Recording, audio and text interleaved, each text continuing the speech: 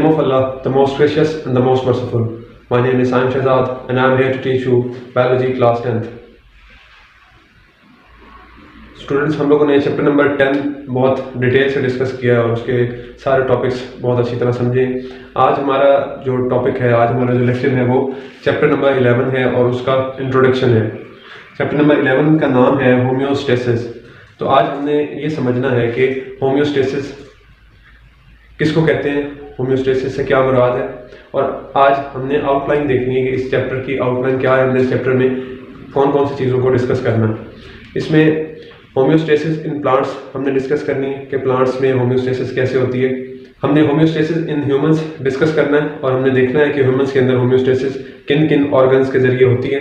इसमें basically kidney work करता है, लंग्स भी वर्क करते हैं। किडनी की वर्किंग हमने देखनी है कि ये बनता कैसे है, इसमें इसका फंक्शनल यूनिट कौन सा होता है, इसकी वर्किंग कैसे होती है, इसमें प्रॉब्लम्स कौन कौन से आते हैं, कौन कौन सी डिजीज़ आती हैं किडनी से रिलेटेड जो होती हैं। उसके बाद हमने ये पढ़ना है इस चैप्टर में कि किडनी के जो प्रॉब्लम्स हैं उनको सॉल्व किस तरह किया जाता है, उनकी ट्रीटमेंट कैसे की जाती है, उन मसाइल की जो किडनी को दरकार होते हैं।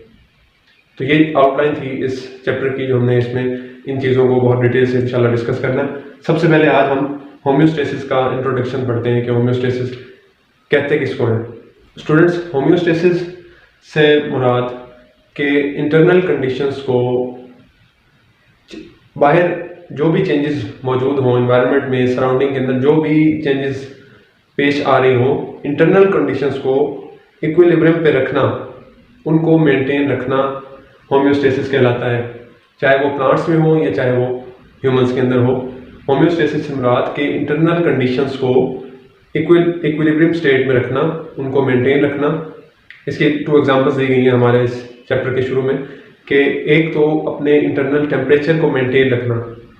फॉर एग्जांपल ह्यूमंस के अंदर जो इंटरनल टेम्परेचर है वो 37 डिग्री सेंटीग्रेड होता है, तो उसको मेंटेन रखना, चाहे बाहर इन्वायरमेंट में टेम्परेचर ज़्यादा हो या कम हो। इस मेंटेनेंस को होम्योस्टेसिस कहते हैं। एक और एग्जांपल दी गई है इस चैप्टर की शुरुआत में कि ग्लूकोज लेवल को मेंटेन रखना ब्लड के अंदर। चाहे एक इंसान एक हैवी कैलोरी डाइट लेता है, लेकिन उस डाइट के लेने के बावजूद ब्लड के अंदर मेंटेन रखना ग्लूकोज के अमाउंट को, ना ज़्यादा होना ना कम होना, उसकी मेंटेनेंस को कायम रखना होम्योस्टेसिस कहलाता है। होम्योस्टेसिस बॉडी में किस तरह की जा सकती है, ये कौन से वो प्रोसेसेस हैं जो हो रहे हैं और होम्योस्टेसिस कायम है, वो ये 3 प्रोसीजर्स हैं। एक ऑस्मोरेगुलेशन, दूसरा थर्मोरेगुलेशन और तीसरा एक्सक्रीशन। ये 3 प्रोसीजर्स हैं जिनके तहत होम्योस्टेसिस को किसी लिविंग ऑर्गेनिज्म के अंदर कायम किया जाता है।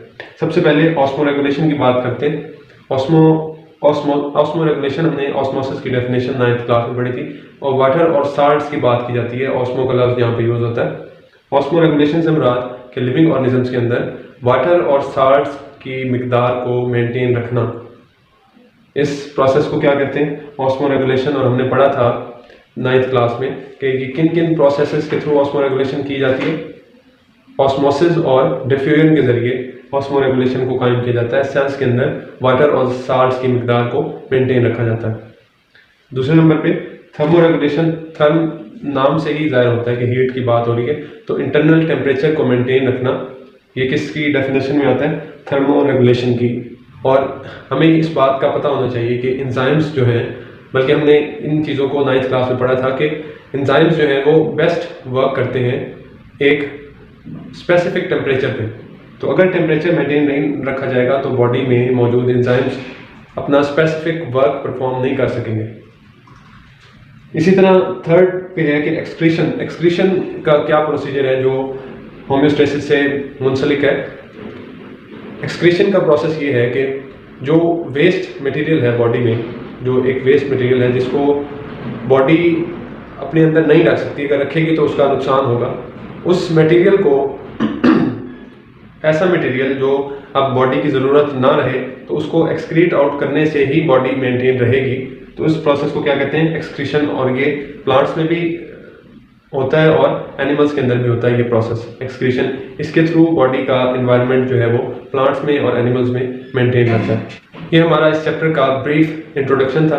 आगे हम इंशाल्लाह अपनी नेक्स्ट वीडियो में इसका फर्स्ट टॉपिक स्टार्ट करते हैं होम्योस्टेसिस इन प्लांट्स।